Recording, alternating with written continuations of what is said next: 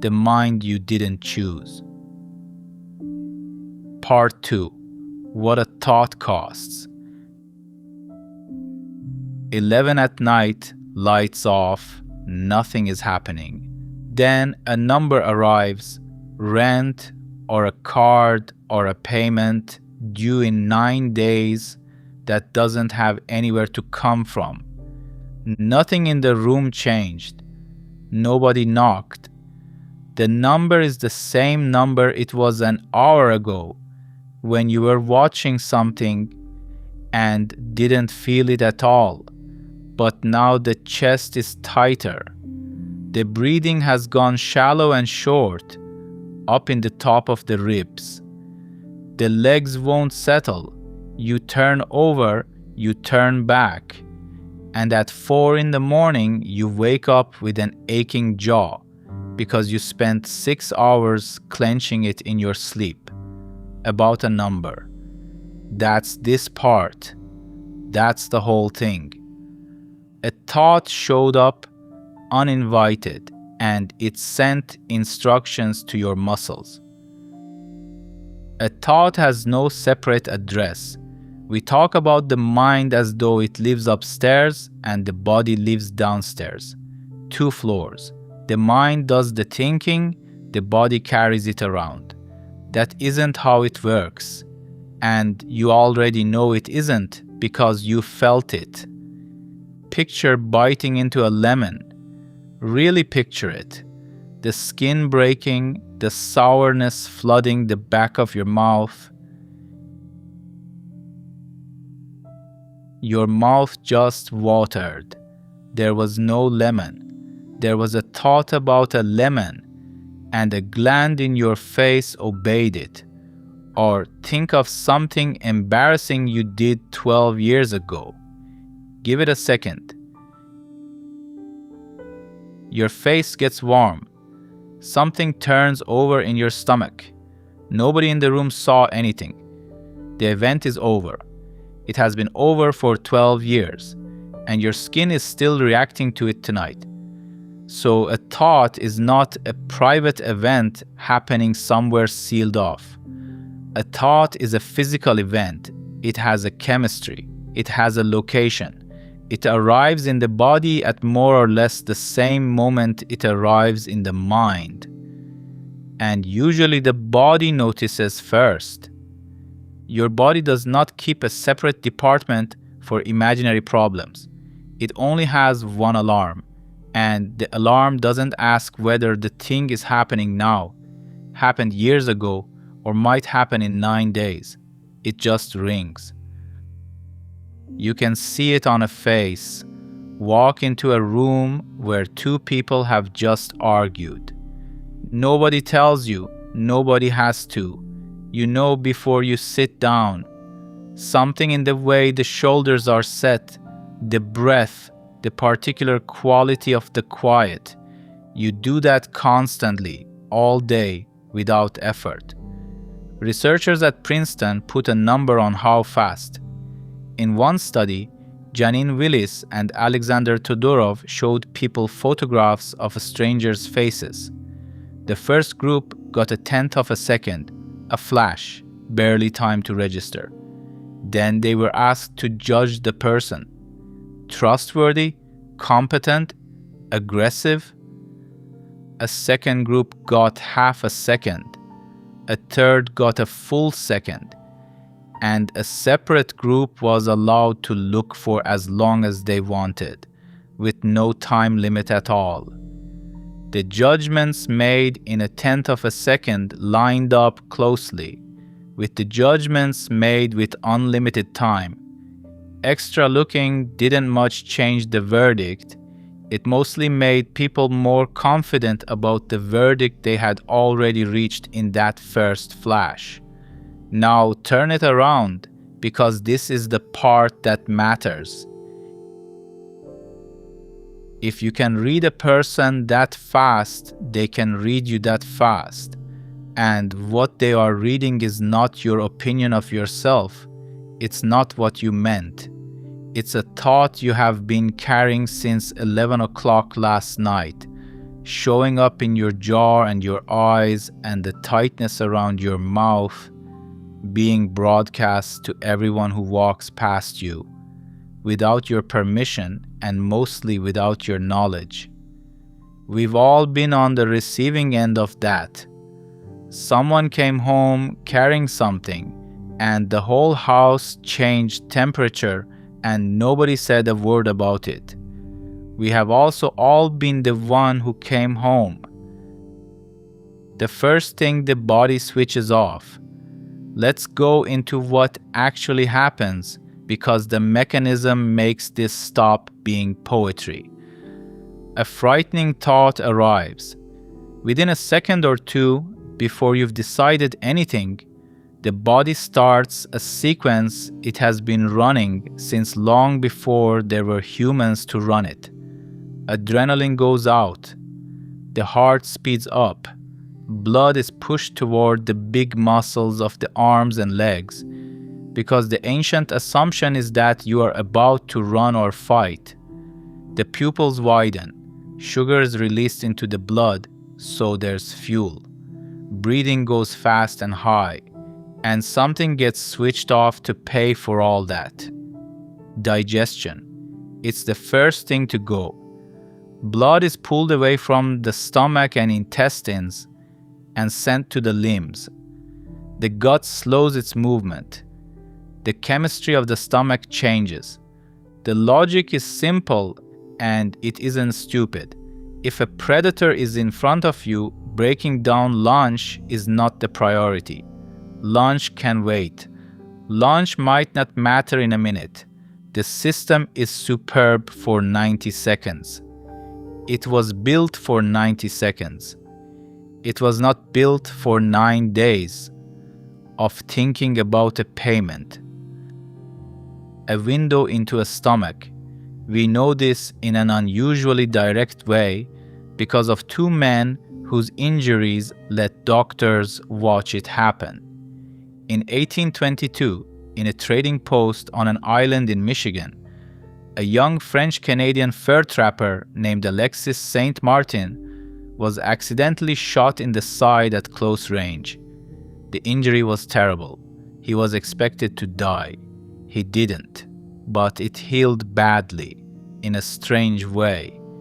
It healed into a permanent opening in the wall of his stomach.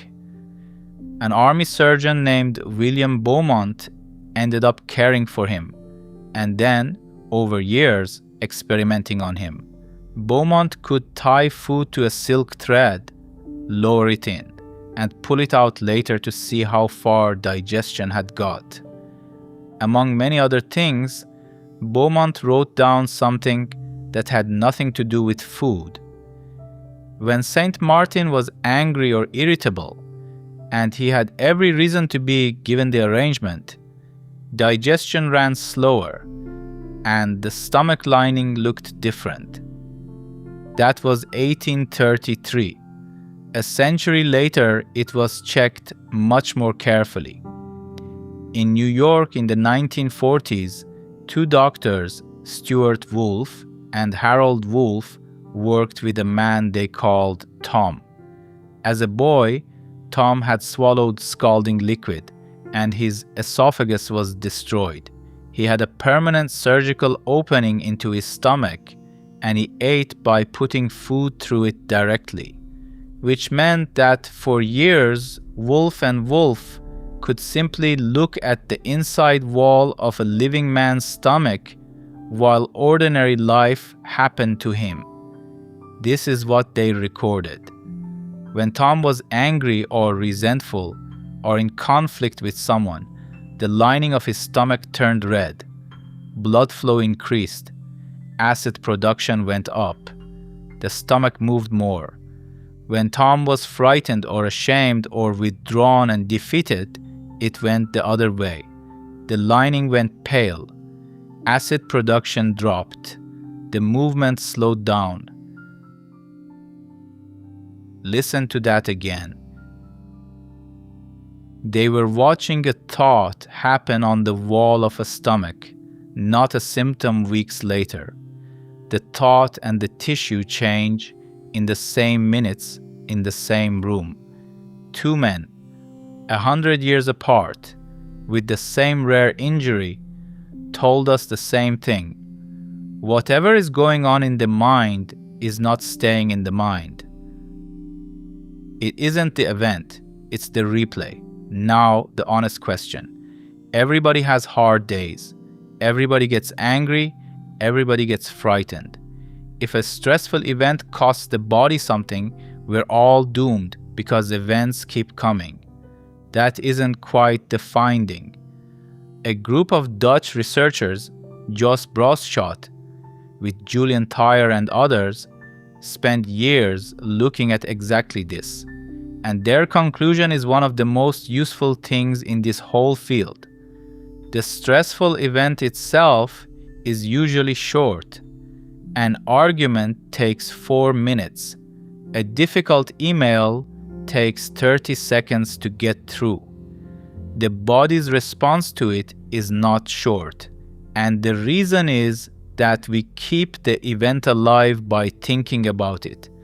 They called it Perseverative Cognition, which is a heavy phrase for a simple thing. The same thought again and again. Worry about what's coming. Rumination about what already happened. Their argument, supported by a stack of studies measuring blood pressure and heart rate through ordinary days, is this. The physical stress response lasts as long as the thinking lasts, not as long as the event lasts. So the 4-minute argument at 9 in the morning can keep the body in that argument until midnight. Not because the argument is still going, because you are still going. And there's more. When people worried in the hour before sleep, the higher heart activity carried on into the night, into sleep itself when nothing at all was happening, and the worrier was unconscious.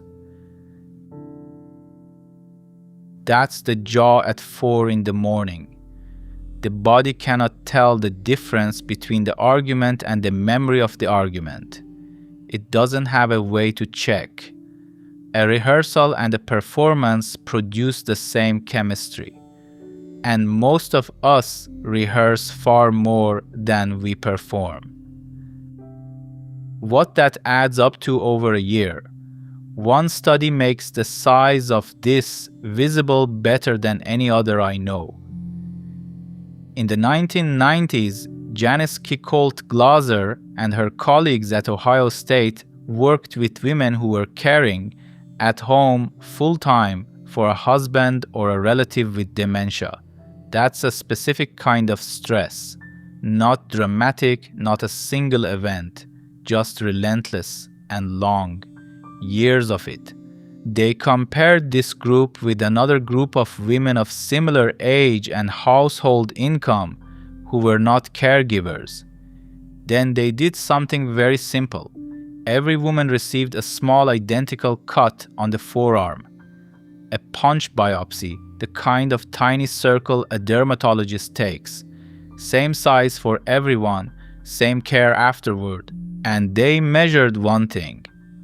How many days until it closed? The caregiver's cuts took about a quarter longer to heal, around 9 extra days. Same cut, same treatment, different repair speed.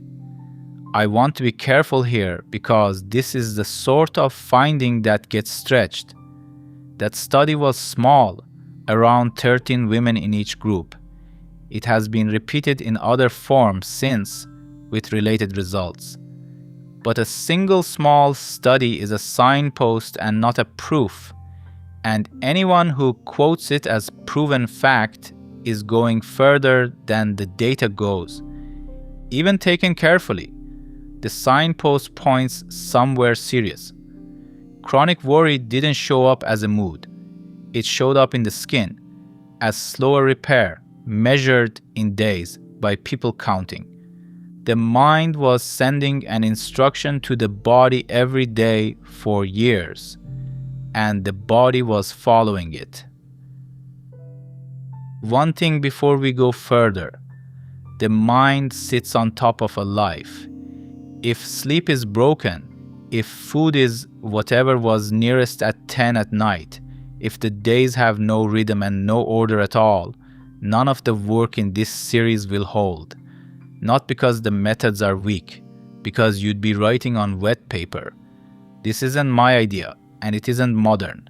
The Gita says plainly that this path is not for one who eats too much or too little, and not for one who sleeps too much or too little. Both directions named in the same line. Patanjali's sequence is the same.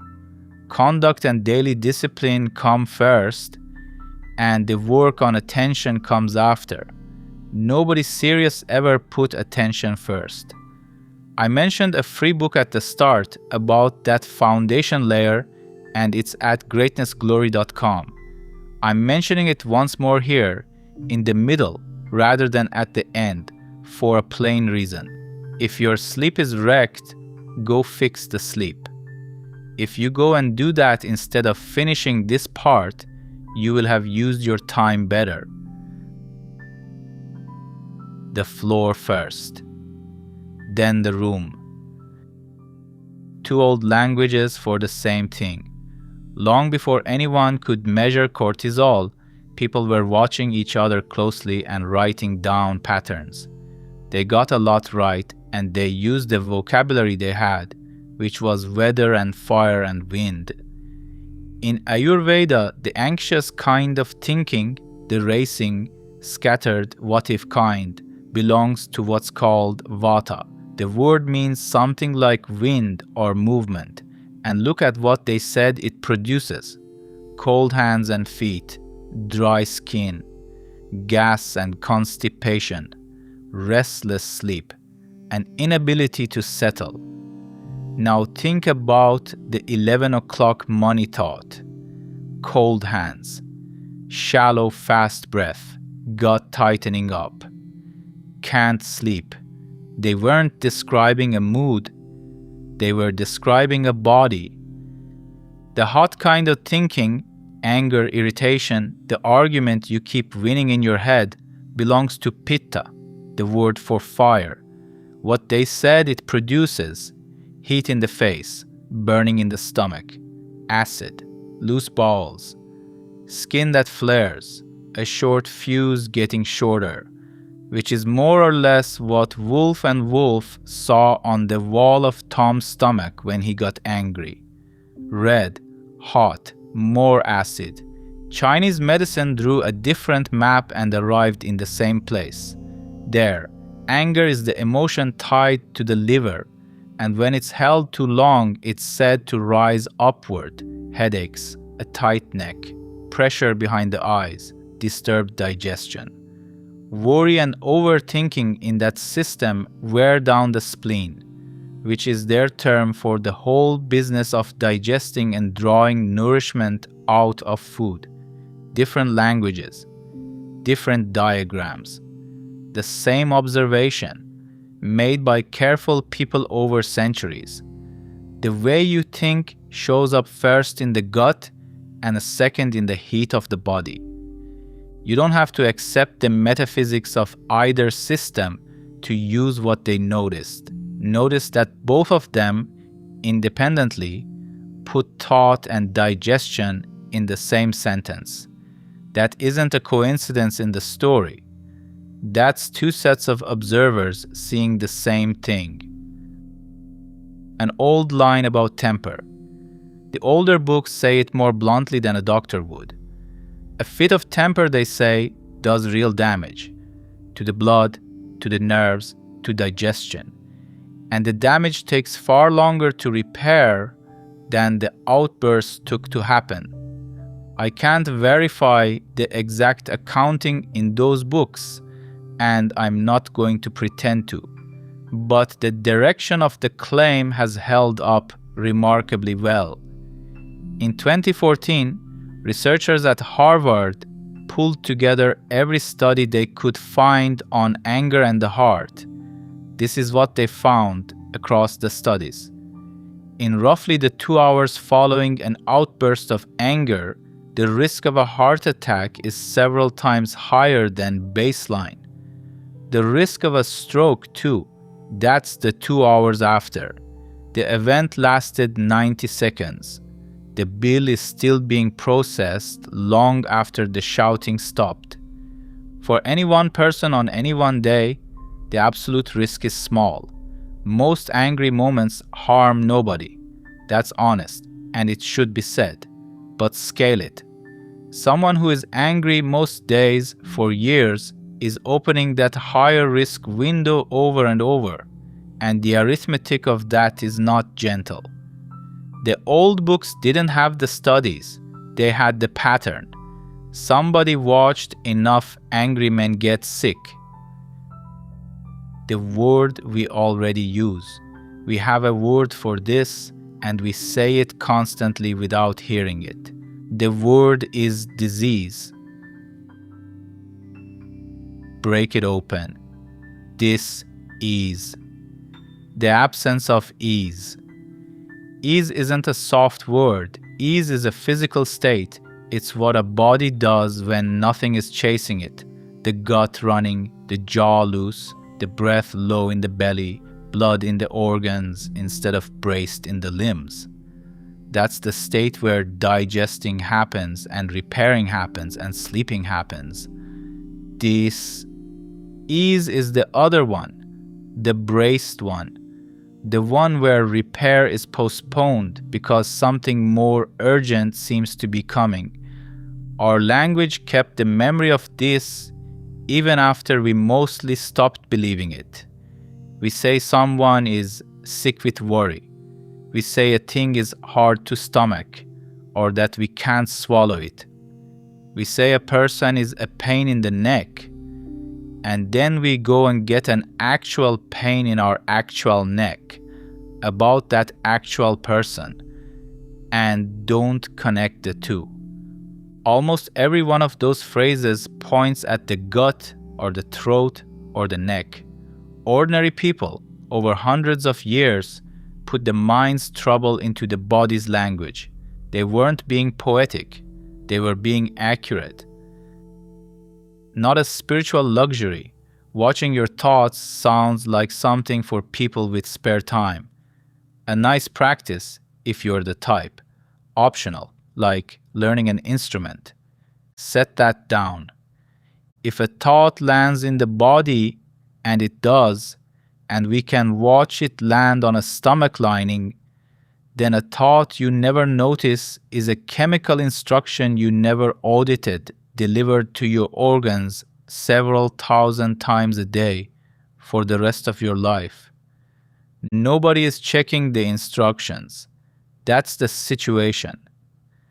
The gap from part 1, that small space between a thought arriving and you being it, is not a spiritual refinement. It's the only place in the whole system where an instruction can be intercepted before it's carried out. That's why we started there, not because watching thoughts is peaceful. Because a thought you don't notice still gets paid for. Nothing new to do this week. There's no new practice in this part, and that's deliberate. Some of what follows will give you something to do. This one doesn't, because it isn't a technique part. It's the reason underneath the technique. If the 10 minutes from part 1 felt like a hobby, this is what turns it into maintenance. So keep doing that. Same instruction. Sit 10 minutes. On paper, write what arrives. Don't grade it. One thing tends to happen on its own after a while, and I'll mention it only so you recognize it rather than think something has gone wrong. People doing that practice often start noticing the body first. The stomach drops half a second before you can name the thought about the meeting. The shoulders come up before you know what came up with them. That isn't a new exercise. That's the same watching, getting slightly earlier. And earlier is the whole game. If something in this landed, share it with someone who needs to hear it, and subscribe so you don't miss what's coming. May everyone's mind become harmonious.